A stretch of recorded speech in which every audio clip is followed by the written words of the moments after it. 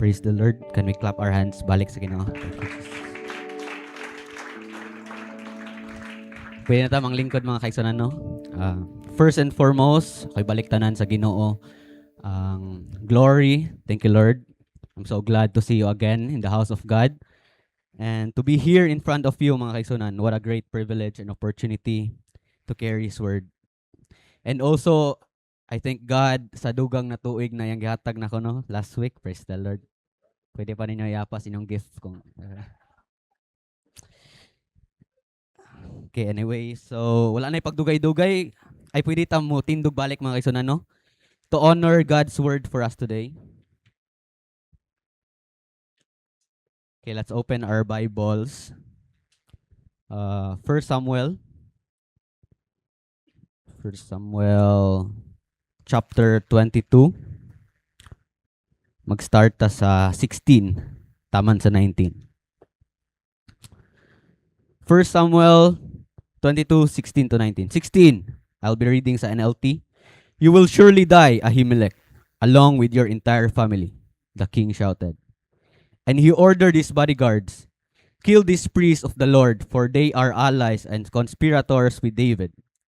They knew he was running away from me, but they didn't tell me. But Saul's men refused to kill the Lord's priests. 18, then the king said to Doeg, you do it.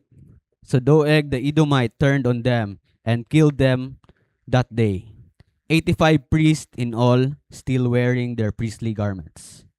19, then he went to Nob, the town of the priests, and killed the priest's family, men and women, children and babies, and all the cattle, donkeys, sheep, and goats. Okay, praise the Lord. While still standing, mga kaigsunan, can we bow down our heads before the Lord? Lord Jesus, we come before you with a humble hearts, O God. We thank you, Lord, for the opportunity to be here in your house, O God. Thank you sa breath of life, Lord. Makita pa mi sa adlaw, O God. Lord Jesus, karong panahon na, O God, open our understanding, Lord, our minds, O God. Convict our hearts, Lord, that we will receive your word, O God, na dili mi mo resist, O God. Jesus, uban mi karon, Lord, for kawang ra kung wala ka mag-uban na mo, O God. Anoint your messenger, O God. Declare your word karong adlaw, O God. Speak to us, Lord.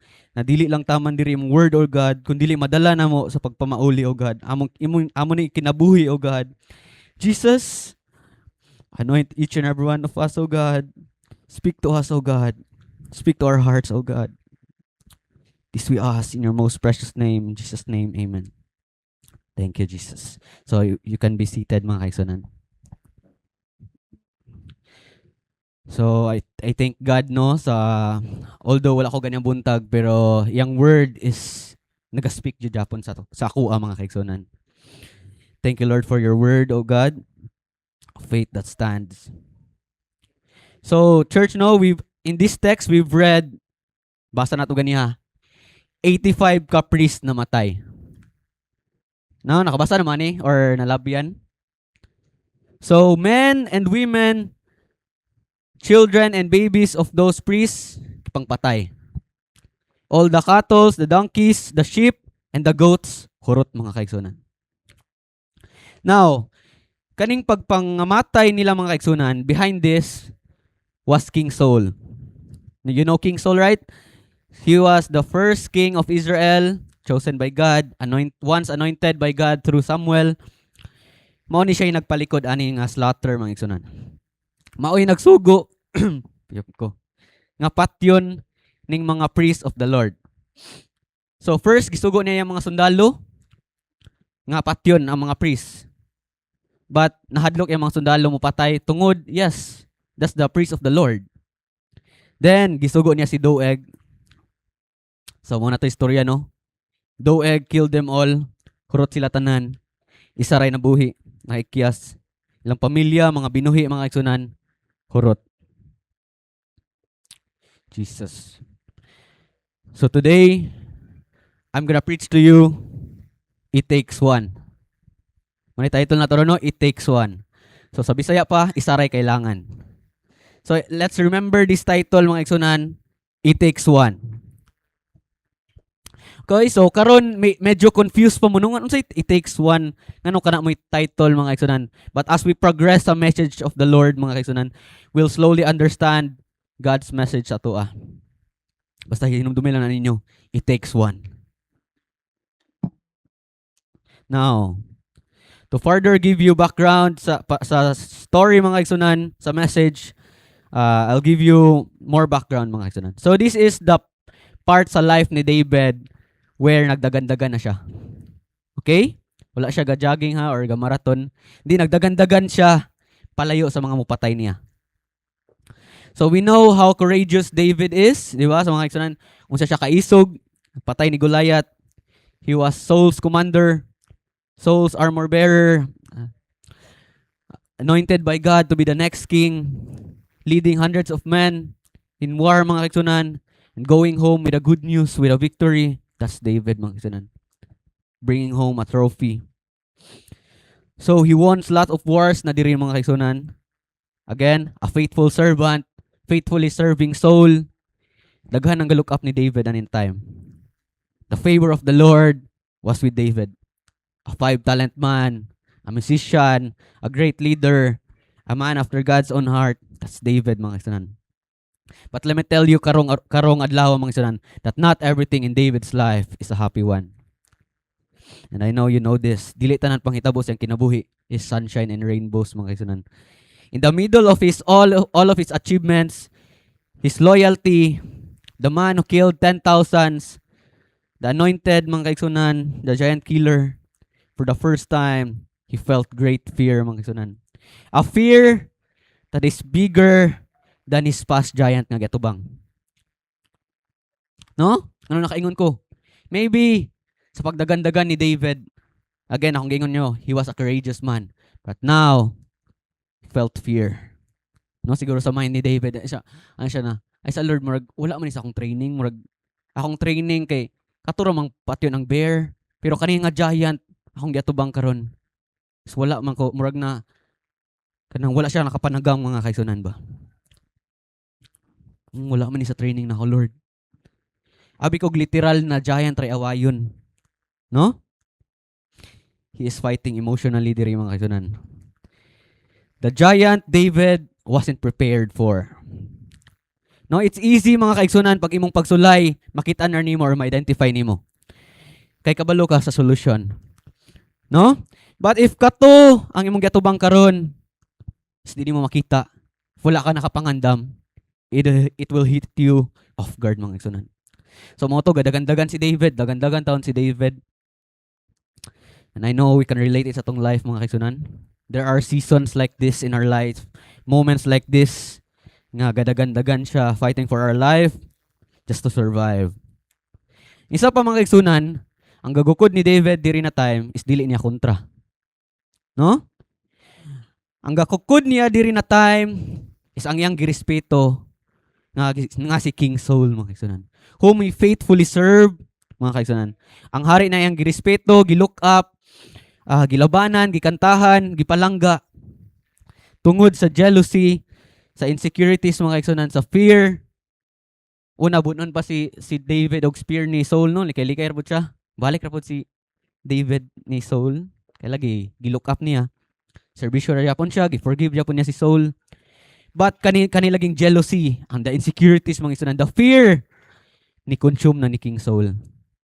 Ni strip na ni King Saul mga kaigsunan. And tinod gina mga kaigsunan, the more we save ourselves, the more we hold onto something mga kaigsunan, na we hold onto something that God asked us to remove mga kaigsunan, is the more we lose it. The more we lose something in us. So this is the time nakaduol na feel na ni Saul na nakaduol na ang yang time. Na feel na niya nga nakaduol na pulihan siya. Pulihan siya pagkahari. Nakaduol na nga hapit na kaon ang the only thing nga nakahatag pa niyag bili sa mga tao mga kaigsunan. The throne nga iyang gihatagan sa iyang value is na threaten mga kaigsunan. Gi-threaten nga kuhaon niya ang iyang gigunitan og ayo. Loy pud si Saul diri na time mga kaigsunan, if you look in the other perspective, loy si Saul. He is blinded by the treasures, by the pressures and the approval of the kingdom, of the people, of the world mga kaigsunan. That's why, tungod, again, akong giingon, dira niya gibutang ang iyang value. That's why he is holding it dearly, mga igsunan. Nga if kuhaon ni, mawala po ko. If kuhaon ni, mawala po siya. Wala na ko'y bili. That's why he protects it. He holds onto it. That's why let's be careful po, mga igsunan. Protecting and being blinded by the wrong treasures. Who is the treasures nga imong ginahold dearly? Again, the more we'll save ourselves is the more we lose it. So, to the point na mga kaigsunan, nga gisugo na gina yung mga sundalo, nga patyon si David. Okay, he ordered his soldiers to kill his faithful servant nga si David. No, siya gukdan niya si David. Pangitaan ninyo, patyan niya si David. Saul ordered his armies to kill David. Okay? Now, si David put down, luoy kay siya no, innocenti, doing his best to survive. So, in the Bible, this is the hidden season of David. This is the season of confusion ni David.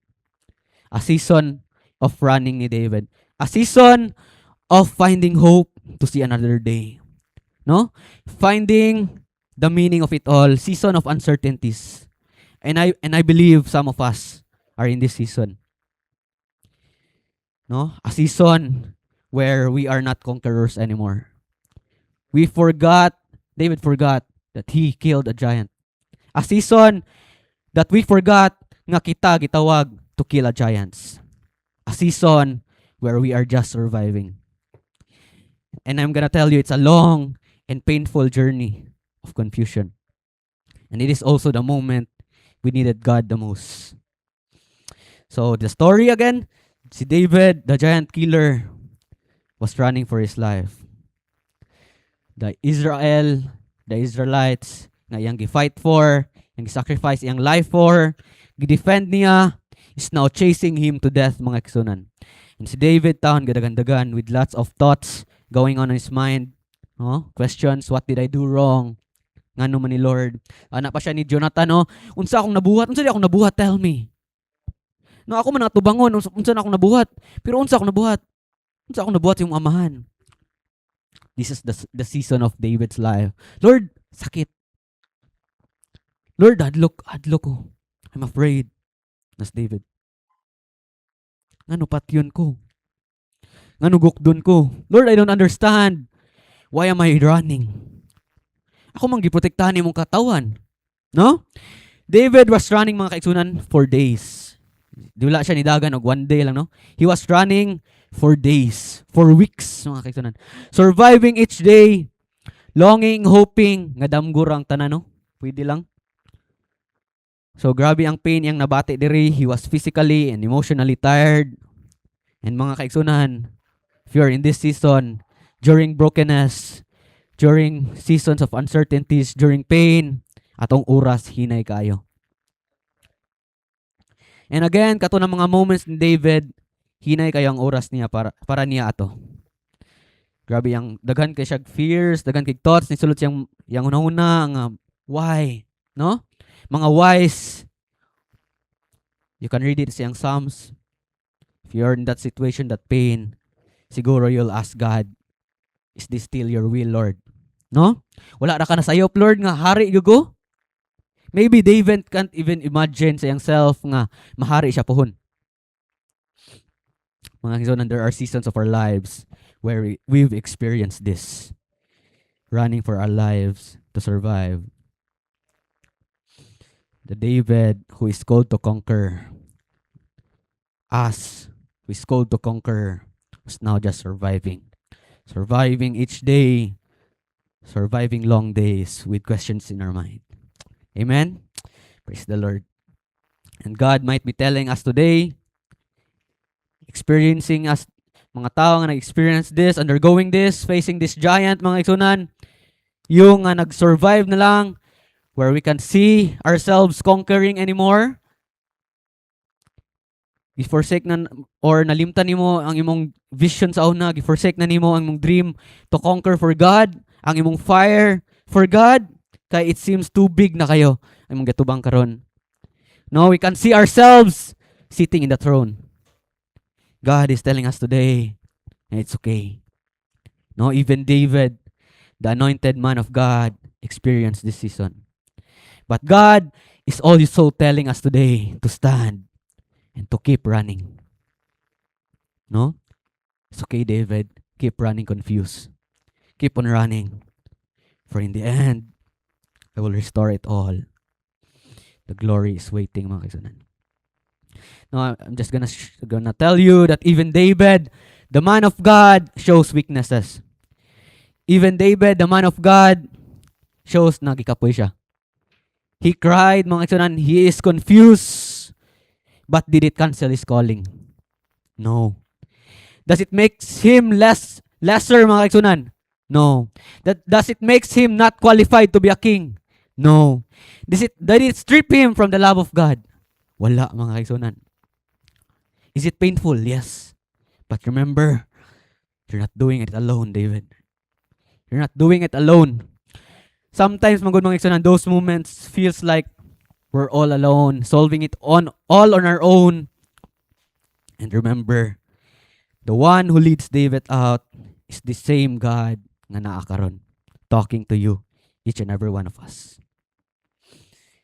God was not out of the picture. And God was with David throughout those painful moments. For anang Ginoo ni Paul, for my grace is sufficient for you. For my power is made perfect in weakness.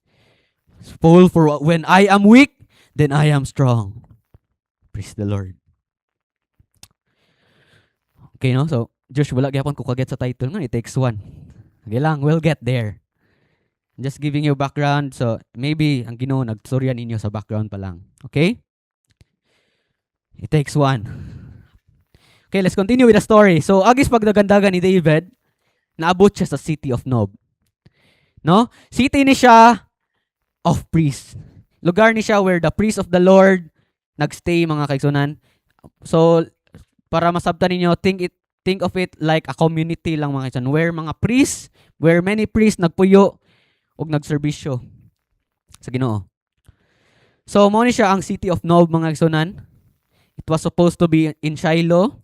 Diba? If you read sa time nila Eli, priest Eli, and the tabernacle, nasa siya sa Shiloh. But it was destroyed during their time, mga kaigsunan, na priest Eli din. Nabalhin to siya sa Nob. Muna ni siya. Diri sa city of Nob, ang tabernacle.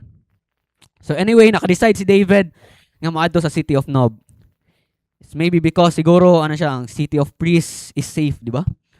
It is a place sa mga servants sa Ginoo. And David runs toward them, mga kaigsunan. So pag abot ni David dito sa city of Nob, na-meet niya si Ahimelech. So basahan na to ha. 21:1.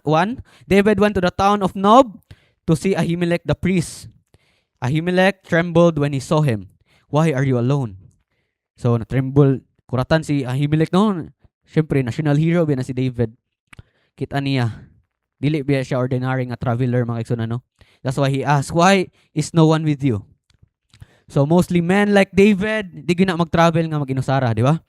Especially David. So anak po si David sa 2, the king has sent me on a private matter. David said, he told me not to tell anyone why I am here. I have told my men where to meet me later. So namakak si David diri, no? Ana siya, nga naadoy misyon ang hari niya. Secret lang to namo. Sa akong mga sundalo, nagsabot-sabot rami. Kita rami dito niya. So heads up lang, mga kaigsunan, no? Yes, I just wanna kanang kuan para dili ta masayop. Yes, gikapoy si David at ang time. Yes, nabuhaton niya tungod mo survive, no? Namakak siya. But it doesn't mean na it will also affirm us to lie, mga kaigsunan. No, it does not tell us nga okay ra mamakak, no. But it help us learn that even David is tao ra.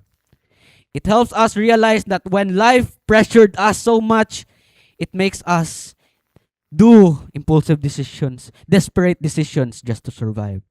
And David, this moment, is just trying to survive. And mo ni nakanindot sa Bible because it doesn't hide weaknesses, mga kaigsunan. And gipakita po diri how David really needed God. Now sa 3, now where is there to eat? Give me 5 loaves of bread or anything else you have. So Anas David diri nga na may makaon dira. So ana po si Ahimelech, ako rang ikano para masabtan. Wala ra ba may ordinary nga pan diri? No, the only bread I have is the bread of the presence. Or should I say the show bread mga isunan. And we know the show bread, it is a sacred food offered for the Lord. That's why ana si Ahimelech, if David, if gutom gyud ka, mura na ako ma-offer nimo. This is the only bread I have in here. But are you guys purified? Again, this is a holy food mga isunan. Tubag po si David. Siya, yes. Ay kabala ka, Ahimelech. Purified na ako akong mga men. They remained sa 5, they remained ceremonially clean. So namakak na po si David, no? 5, don't worry, David replied, I never allow my men to be with women when we are on a campaign, and since they stay clean even on ordinary trips, how much more on this one? So na-convince gid sa Ahimelech, no? Nga clean. Then after ato, gihatag ni Ahimelech ang showbread. Now sa 8, let's skip sa 8. Karon, anas David, wala man siya armas. Okay, di ba? Akong tunggi sa story, nidagan na ba siya? So next request ni David, ngutanan na po siyang Ahimelech sa 8. David asked Ahimelech, do you have a spear or sword? Okay? Nakay armas dira. Ana siya. The king's business was so urgent that I didn't even have time to grab a weapon. Ana si David, no? Wow. Ana siya nga. Importante mo kay itong mission sa akong hari. Ang dali-dali mi. Wala akong kadalag armas no nabilin. So ana ra po si Ahimelech. Sa 9, I only have the sword of Goliath, the Philistine, whom you killed in the valley of Elah. The priest replied. So ana si Ahimelech, ang espada ra man ni Goliath ang naadiri. Ang atong imong gipildi ba? No, so nabalik na ba ang espada ni Goliath diri, no? Na mention balik. It is wrapped in a cloth behind the ephod. Take that if you want it, for there is nothing else here. So ana si David, there is nothing like it. Give it to me. Kana pwede na. Pwede na Ahimelech. So after ato mga kaigsunan, nakakaon na si David. Na siya armas, the sword of Goliath. Nakaon na si David, city of Nob. And I believe kato na sword mga kaigsun, nag-recall po to sa yaha. No? I believe that sword is a reminder to him. Believe it's from God to remind him to look back. Unsa yang gi-conquer before. Kinsa siya sa una. Kinsa yang gipildi. O kinsa ang gauban niya. Amen. Remember Goliath sword. And same po na sa tuwa mga sunan. What is your Goliath sword sa imong life mga sunan? The things that you've conquered before. Remember those moments, for that will help you conquer your battle today and in the future. So anyway, nalakaw na si David. Takas na siyang shoulder. Di man siya dapat magpundo magud mga kusunan kay again gigukod magud ni siya. Siya magpundo og isa ka lugar kay mapatay siya. But during sa ilang conversation ni Ahimelech ug ni David, naay nakadungog. Kanila no? Naay nagtan-aw nila. Oh no. And mao to siya si Doeg the Edomite. So chief ni siya, dako ni siya granggo ni King Saul. Siya mo'y nakadungog sa conversation nila. And after that, let's stop sa story in David. No? Let's skip. Let's go back sa tong text. 1 Samuel 22:9. Diri, gisumbong na ni Doeg ang unsayang nadunggan. Then Doeg the Edomite, who was standing there with Saul's men, spoke up. Ana siya. When I was at Nob, he said, I saw the son of Jesse talking to the priest, Ahimelech, son of Ahitub. Ahimelech consulted the Lord for him. Then he gave him food and the sword of Goliath the Philistine. And pagkadungog ni Saul ato mga kaigsunan, suko kay siya. Kaya dayon niya si Ahimelech. Siya kauban dayon mong David ha.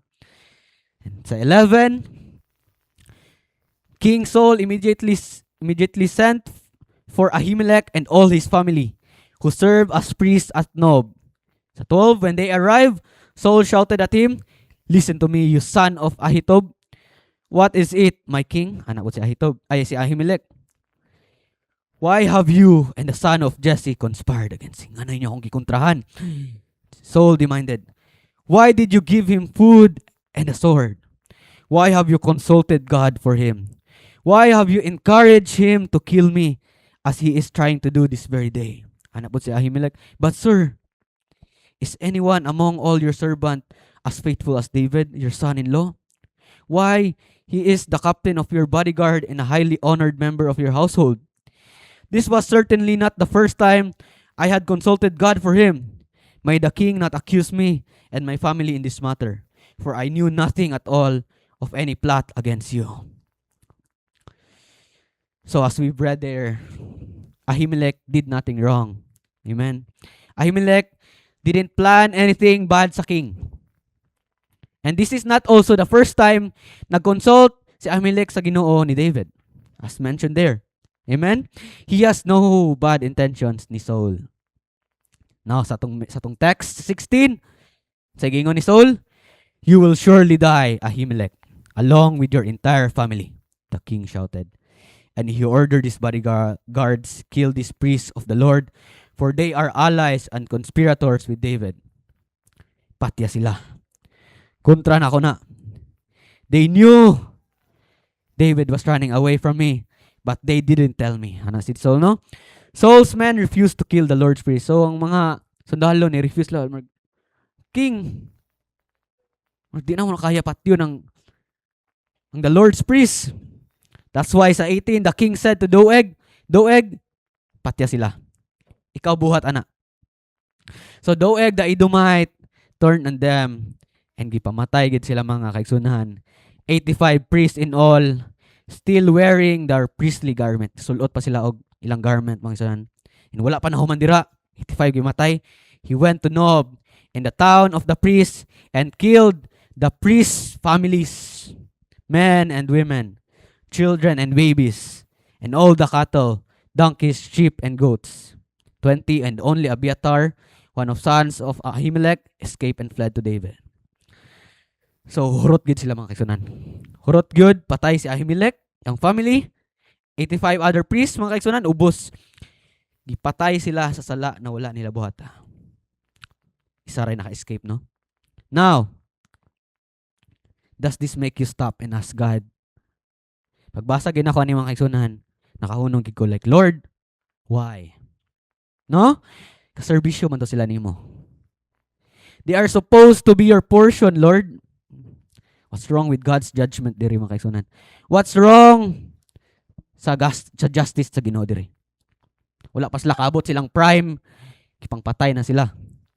They can do lots of good work sa imo, Lord, but their lives was cut short sa ilang sala nga wala nila buhata. It will make you think mga kaigsunan nga kasayang ilang mga anak, asawa, hurot mga kaigsunan. The potentials are all wasted. Or maybe it will make you think mga kaigsunan, Lord, mas dagan pa mag-deserve mamatay ka sa nila. Amen? Lord, imong mga katawan gipamatay, ilang families gipamatay. Potential nawala, Lord. Why do you allow this? Dagan pa manggurog mas deserve, Lord. They're just doing their job. They were accused. Kibuhat raman to niya, Lord, with the right intention. Actually, si David ang numakak. But they were the ones that has been killed. Jesus. Now, let those questions sink sa inyong mind, mga sunan. Imagine na ninyo. Now, to answer those questions in your heads, mga sunan, why God allowed them to be killed, why they are killed, let's go back to priest Eli, mga sunan, and iyang mga anak, mga kaigsunan. I know you know this. I know na ni-click na sa inyong mind, hinahinay. And why God was so angry sa ilang priest Eli, mga kaigsunan, iyang mga anak. So, unsay labot nilang Eli og iyang mga anak, Josh? So, just listen to this, mga kaigsunan.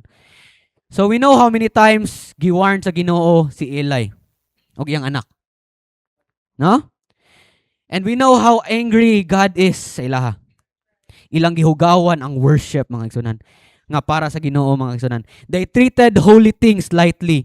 Ilang panganon ang mga offering, magdala sila og prostitute, tubangan mismo, tabernacle mismo, mga kaigsunan. Harap-harapan yung mga anak disrespected God. 1 Samuel 2:12, mabasa niyo, now the sons of Eli were worthless men. They did not know the Lord. This is yada, mga kaigsunan. It doesn't mean wala sila kay Ginoo, but it means wala sila relasyon sa Ginoo. Yes, they serve in the temple, they know the law, they know God. But still, They were doing lawlessness, mga kisunan. They don't have relationship with God. And Eli, priest Eli, was warned. Gibadlong siya sa Ginoo. Yung mga anak. But Eli was a passive father. Compromiser, mga kisunan. He was a high priest, mga kisunan, that time. And remember this, God was very angry at them. He warned them again and again and again. That's the mercy of God. But still, same ra gihapon. The disrespect is too much na, mga kaigsunan. That's why God pronounced judgment upon them. 1 Samuel 2:30, wherefore the Lord God of Israel saith, I said indeed that thy house and the house of thy father should walk before me forever. But now the Lord saith, be it far from me. For them that honor me I will honor, and they that despise me shall be lightly esteemed. Anang Ginoo, yes, I've told your fathers that you will walk beside me, that you will serve me. But now, Eli, because of your actions and the actions of your sons, I will cut that off. Those who honors me, I will honor. But those who despises me, I will remove you. If you treat me this way, be it far from me. You know, Eli, I love you, but you and your children disrespected me, and I will cut off your family from my side. Eli, your priesthood lineage, putlo na ko. Eli, you will no longer serve in my house. Your lineage will no longer serve in my house. This is the judgment of mga kaigsunan sa Ginoo. 1 Samuel 2:31, behold, the days come that I will cut off thine arm and the arm of thy father's house, that there shall not be an old man in thine house. Mga kaigsunan, God pronounced judgment sa ilang mga kaliwat, that the blessing of long life will be cut off. Meaning, sa ilang kaliwat, wala na yung makaabot o kadikulangon. And the descendants of Eli was cursed, was judged also. They no longer have the privilege and security of serving as priests. That they would see God's privilege, blessing on other people while sila will experience loss, mga kaigsunan. Those are the judgment sa ilang kaliwat, mga kaigsunan, tungod sa binuhatan sa anak ni Eli ug ni Eli. Sa natuman gito no, na pagkapatay sa mga anak ni Eli, si Hopni o si Pinihas, dungan to sila namatay. We know the story. And sunod si Eli. Sunod ay namatay si Eli, natuwang. No? Natawo to yung apo. Napatawo pa yung apo. Si Ikabod.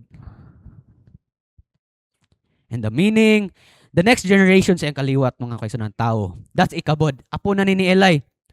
Nisunod sa anak ni Eli. And we know Ikabod didn't do anything wrong sa kalibutan. Right? First day pa lang galing niya sa kalibutan. But ang meaning sa iyang ngalan is the glory has departed. Jesus. Wala na gauban ang Ginoo sa iyang descendants, mga kaigsunan. The glory of the Lord departs from them. The judgment, the curse, we know, is up to the 4th generation. And I want us to know this, mga kaigsunan. The sin, ang imong actions karon is dili ra ikaw mapektuhan. Kung dili pati ang nagsunod nimo. Kung dili pati ang kaliwat nimo. Kung dili ang kinsa ang nagpalibot nimo, mga kaigsunan. Pati ang imong kaliwat. Remember that. The sin that you hold to, dili ra ikaw ang maghawid, ana.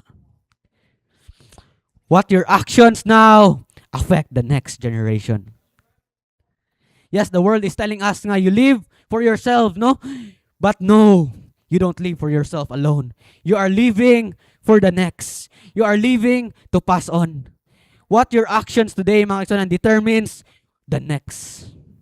What you do today, what you plan today, will be reaped sa next, mga kaigsunan. Will be reaped in the future. Now, the question is it a blessing or a curse? If you know God, there's no middle ground. Those who know the truth, you choose sa two. What do you pass unto the next? What do you pass sa imong mga anak puhon? Sa imong apo puhon? Is it a blessing or a curse? Are you a servant of a sin or are you a servant of God? The next will matter. Jesus. Now, ngano nakaingon ko nga tungod sa imong actions, ang nagsunod nimo maapektuhan. Ngano nakaingon ko ngano ang inosente makadawat og same judgment. Now, why are we even talking about Eli? This relates to those 85 priests, mga kaigsunan. Nga nangamatay, mga kaigsunan. Now, to answer all of your questions, yes, they were innocent. Yes, they were just helping David. Remember our main text? Yes, but those people are all descendants of Eli. Jesus. They were killed, mga kaigsunan. They were cursed tungod sa actions nga nag-una nila. Na panunod na judgment. And that's how it works, mga kaigsunan. That's how sin works, mga kaigsunan. It is passed down up to the 4th generation. They didn't reach the old age. As I've mentioned earlier, gi-announce na pronounce the judgment. They didn't reach, those 85 priests and their families didn't reach the old age. Matay sila. Their family was stripped sa priestlyhood. The descendants of Eli, Ahimelech was killed. They were judged. They were involved. But curse, dili lang ang nakasala ang maapektuhan, pati ang nagsunod. No, to answer that question, why do you allow them to die, Lord? Balik ta sa question. It was the judgment, the curse flowing sa ilang kaliwat. Again, stick it in your mind. Your actions now, your sins now, if di na nimo tarungon, imong kaliwat puhon ang magsuffer. The consequences, the brokenness, mapasa, mga kaigsunan. Eli, you will suffer. Your bloodline will suffer. The Lord was very angry at them. Kasi remember this, dili ra ikaw ang maapektuhan. Dili ra, you're not fighting on your own. The generation next to you, the patterns will be passed down. The addictions will be passed down. The struggles can be passed down. Sin can be passed down. Now, let me ask you, what have you invested for the next generation? What fruits are you planting for the next generation, for your children? You are not serving on your own. You're not serving on your own selves. What are you planting for your wife, for your friends around you? Again, they will inherit it. Is it a blessing or a curse? What cometh out of your mouth, mga igsunan? What's been inside you? Unsa inyong gi-investan? Again, if you plant poison sa root sa tree, mga igsunan, sa kahoy, mga igsunan, the next generation will eat bitter fruits. Amen? So, kana pa lang, mga igsunan, put it in your minds. Let that sink in. Gusto na ako balik-balikon gini, mga igsunan. Na dili ra, ikaw, nag-away, mapektuhan ang imong kaliwat, imong mga anak. Just look at Jonah, mga kaigsunan. Treasures have been thrown. Look at Reuben, mga kaigsunan. Tungod sa iyang disobedience sa Ginoo, giunhan niyang Ginoo. Wala kay mabasa sa Bible nga great people coming sa iyang lineage, mga kaigsunan. Jesus, he lost the double portion, mga kaigsunan. Supposed to be siya ang mapanunod ato, mga kaigsunan. But because sa iyang disobedience, no great people comes from his generation, from his lineage, mga kaigsunan. Your action does not end with you. And we want our kaliwat. We want ang nasunod nato na mga great people who know God, right? We want katong kaliwat puhon na ay Apostle Paul. Amen? We want ang kaliwat puhon na ay Peter, a great man of God. A descendants that knew God. Now, what are you planting now? Are you fighting for them? Are you even looking ahead, mga kaigsunan? Or are you just looking for yourself? And I believe the word of God today will urge us. It will click something into us. And that will give us a reason nga no mo serve ta sa Ginoo. Nga no magtarong ta sa Ginoo. Why we win soul, why we preach, mga kaigsunan? Because sa umaabot ang magsunod nimo, mapanunod nila ni. But let me tell you something, mga kaigsunan. Yes, judgment can be passed down. Yes, your surroundings right now is not perfect. Fighting battles, your family is broken. Dili pa mo kumplito. Yung friends, yung pamilya, nalayo sa Ginoo. Your neighbors are suffering. Your families are suffering. Your descendants are dried out karon, mga kaigsunan. You're suffering for addiction, mga kaigsunan. Suffering the curse, mga kaigsunan. The judgment that was passed down, mga kaigsunan. Even ikaw, nagsugod nagkaapektuhan. That makes you harder nga mo serve na sa Ginoo, mga kaigsunan. Josh, wala na gitay mabuhat ani. Josh, wala na gid. Inani na lang gid ni. Let me tell you something, mga kaigsunan. So, I want you to listen to this. Let me tell you something. It only takes one. It only takes one to break the curse. It only takes one to stand in the gap to change the outcome, mga kaigsunan. Praise the Lord. It only takes one. Ana si Caleb, I will stand, Lord. Lord, I declare before you.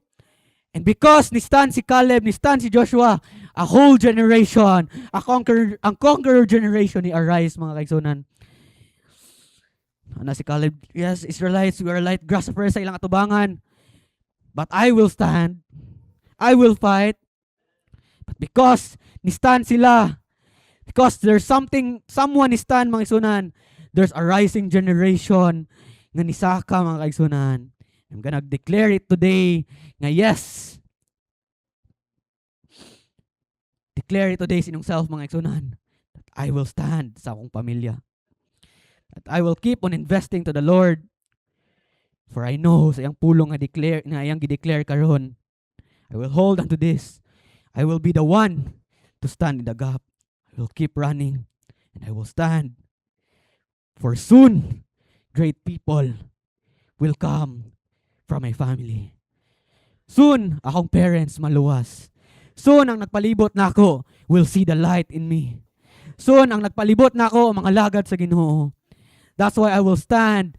Dili sila, di ang paabot nila, kundi ako. Again, it takes one, mga kaigsunan, to change the outcome. God is giving you a reason to fight karon, mga kaigsunan. Fight for yourself and fight for them. And fight for the descendants coming from you. Again, it only takes one. One brave enough to stand. Nanagid sa title, no? It only takes one. It only takes one. No, sometimes di lang ko maning kamot. Nananamgid akong surrounding, nanang akong kaliwat. But again, it only takes one. Josh, among pamilya punog addiction. We were cursed. Mga igsunan, let me tell you, it only takes one to break the curse. One strong enough to stand to break it. And let me tell you that I am a testimony of that. I am blessed by God because there's someone out there who stands before me, mga kaigsunan. I am here today preaching to you because someone in there stands in the gap. My mom stands there, mga kaigsunan. I am in here in front of you because my dad tindog, mga kaigsunan. And I'm gonna do the same sa akong next. I'm gonna fight also, mga kaigsunan. I'm gonna stand again and again because I want my next will do the same. I want the next will inherit my will. The will to live for God. There will be great people coming from me. Praise the Lord. I believe and I hope and I urge, kamo pod, mga kaigsunan. Let's serve the Lord, not just for ourselves, but let's serve the Lord for them. Nagsunod na to. I'm gonna plant good seeds, mga kaigsunan. I'm gonna invest in the Lord for my next generation. I want you to have that mindset karon, mga kaigsunan. Break it, mga kaigsunan. Break it, mga kaigsunan. Some of you are not all members of the family nga nakaila sa Ginoo. And God is telling you to stand, mga kaigsunan, in the gap. God is telling you today nga wala imposible sa iya. God is telling us today in His Word, it is clear as day that it only takes one to stand. Don't wait for someone else to stand. Ikaw nga naa karon, stand in the gap. Break the curse. Let's take a look at Eli's descendant unsay nahitabo. The 85 priests that was cut off from priesthood. If you don't have enough desire to serve the Lord today, then God is giving us something to desire. It is to serve for the next. I want akong kaliwat puhon, makaila Ginoo. I want a generation of great man honoring God. Don't settle, mga kaigsunan, to be like the tribe of Reuben. To be a tribe of God, mga kaigsunan. Where no great people comes from their lineage, mga kaigsunan. Don't settle. There's still wars to fight. There's still lands to conquer, mga kaigsunan. Serve for the next generation. Invest for the next generation. Be a Joseph, mga kaigsunan, where your next generation is doubled. Where what you have, mga kaigsunan, that's inana work ang Ginoo. Have the desire for the blessing is up to 1,000 generation. It only takes one to break. But it also takes one to inflict a judgment. It only takes one. Only takes one to kill the 85 priests. No, si Doeg. Doeg literally means fear. Anxious. Ano yung meaning siyang name? Doeg. It only takes one fear to kill you. No, I'm gonna tell you, fear is contagious. Ano sa'yo nahitabo sa Israelites? There are only 8 people nag-inflict of fear. But ang cause, a whole generation didn't enter to the promised land. Sin is contagious, mga kaigsunan. It only takes 8 fearful men sa Israel. Tungod sa ila, kung ingon ganiha, one whole generation. Wala nakasulod. If pulo mo kabuk, mga kaigsunan, is isa kabot ana is bitter. Madugay ni mong uban ana. Wala lang kahibaw nadunot na sa kag-apil. No? Same concept with fruits. But if isa lay hayag pud ana. Sa pulo, isa lay naghayag. It is also contagious, mga kaigsunan. If there's only one that stands, even isa ray nagtindog, it is contagious, mga kaigsunan. Mutakod yun na, now choose unsang energy mo mag-give. Is it a toxic one? Check yourself. Are you still giving a light? Or madunuto na bunga, mga kaigsunan? It only takes one. Na-mention na to sa 20, no? Sa kaliwat ni Eli, nabuhi to sa Abiathar. So, nabuhi no, naka-escape ang isa. Ang pag-slaughter sa 85 ka priest, nakatakas to si Abiathar, to siya ni David. And faithfully served. Serve po siya. Became a high priest, mga kaigsunan. He changes, na usab yung actions, mga kaigsunan, but although some of his actions, mga kaigsunan, naisayop, no? Tabang siya og kuan ni Solomon. That's why he was stripped off from the priesthood. And dira na kumplito ang judgment sa family nila, ni Abiathar. But you know what's amazing, mga kaigsunan? Even though nasayop siya, even though ilang family was cursed, but because si Abiathar ni stand, during his journey, mga ni stand siya, wala siya patya, mga kaigsunan. Kipagawas ra siya. That's how you break it, mga kaigsunan. Jesus. He did not die at a young age. Praise the Lord. Ipapauli ra siya. God is telling us today again and again, it only takes one brave one to stand. Brave one to stand like Caleb, mga kaigsunan. Like Moses who intercedes sa Israelites, mga kaigsunan. Just one to change the destiny, mga kaigsunan. I want us to look at Rahab. Take a look at Rahab, mga kaigsunan. Tungod ni stand siya, yung pamilya na luwas. Take a look at Noah, mga kaigsunan. Tungod ni stand siya, pamilya na luwas. The blessing overflows. Dili lang na makontain nimo, kundi mong pamilya. Again. Palibot nimo. So I want you to do it for your family, mga kaigsunan. Wala kay desire to do it for yourself. Do it for them nang nagsunod nimo. Be the one. Do it for your generation. Maluoy mo nagsunod, mga kaigsunan. Be the light. Because it only takes one to break. Again, let's look back sa house ni Eli. Sa 85 priests that died. We see something na seryoso dito. One generation made choices and it affected the next. They saw it, mga kaigsunan. Eli saw it. And I know, kamusab, you know something. God, church, Every generation has a choice what to pass. No, we cannot rewrite sa tong nag-una nato, di nato to mausob.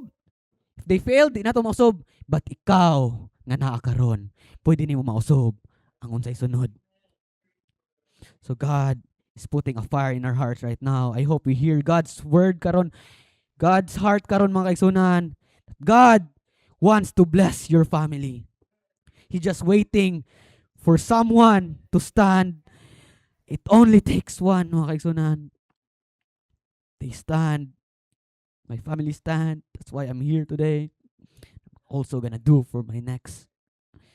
Let's declare it before the Lord, mga kaigsunan. Lord, I'll be the one. Lord, I may fail, but I will stand for the next. Jesus. I'm gonna do it for the next generation, mga kaigsunan. Jesus, there will be great people coming out sa akong pamilya, oh God. Sa akong lineage, oh God. Let's declare it before the Lord. Lord, there will be Apostle Paul sa akong lineage, oh God. Jesus, my lineage will know you, Lord. Will have a great relationship with you, Lord. Will be great people. Will be a great example sa imo, who knew you, God. Church, let's aim for the double portion. Do it. Serve the Lord. Tarong nga inyong dalan para nila. It only takes one. Let's build for your sons. If dili para nimo, do it for your sons. If dili para nimo, do it for your daughters. If dili ganahan kay para nimo, do it for your children, for your grandchildren, for the people watching you. Stand. It only takes one to intercede, mga kaigsunan. Let's look up to Jesus. It only needs one. One mediator to stand in the gap for us to be saved. That's the greatest example na to makita, to break the curse. Let's go back to God, mga kaigsunan. Let's help God's kingdom, mga kaigsunan. Let's invest for the next. Restore your vision, mga kaigsunan. Unsa mo sa una? Have a wider vision. For God gives and rewards us according to our actions, mga kaigsunan, to our works. Now, let's choose this day, mga kaigsunan. What is the reason why we serve God? Kinsa atong serbisyoan, mga kaigsunan? Why do you serve God? Why do we even try harder? Why do we aim harder? It is for the next that is coming. Takes one. Let's stop making reason. Let's receive the blessing of the Lord. Muna'y desire sa Ginoo is to bless you. But He just needs one. Let's just stand in the gap. So, why not we stand karong oras sa mga kaigsunan, no? We heard God's word karon. And we know, yes, you may feel incapable, mga kaigsunan. But you are not fighting alone. God will be with you, mga kaigsunan. Remember His word, mga kaigsunan karon. Put it in our hearts. Do it for your children. For the generation next to you, oh God. I'm gonna do it, Lord. Why do we sacrifice? It's for us, for them. Praise the Lord. Let's worship the Lord, mga kaigsunan.